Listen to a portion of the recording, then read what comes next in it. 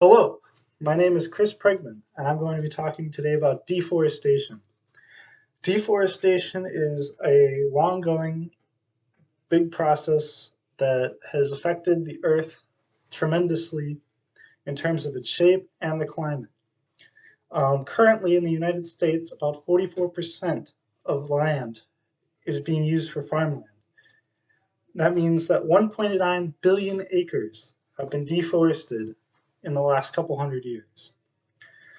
This has a negative impact on climate because trees respirate by taking carbon dioxide out of the atmosphere and releasing it as oxygen through photosynthesis. In the Amazon rainforest, we have seen in the past 30 years, this is one of the big major examples nowadays of deforestation. 446,000 square kilometers have been deforested in just the past 30 years. Because of that, the number of species that are facing extinction has risen from 218 to 1,173. It's not just humans that are impacted by climate change and deforestation. It's the animals as well. Why should we respect our trees?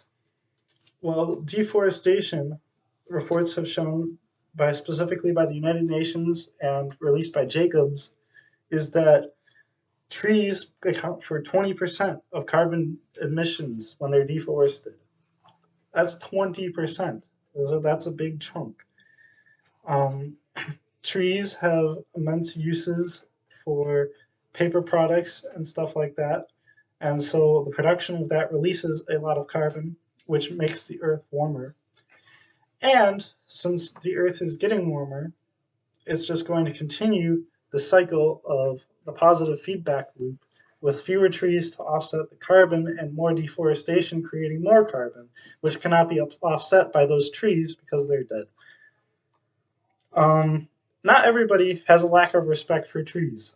A man named Uttaran Duda from India took a trip to West Bengal, also in India, and he observed the lives of these people who had respect for the earth.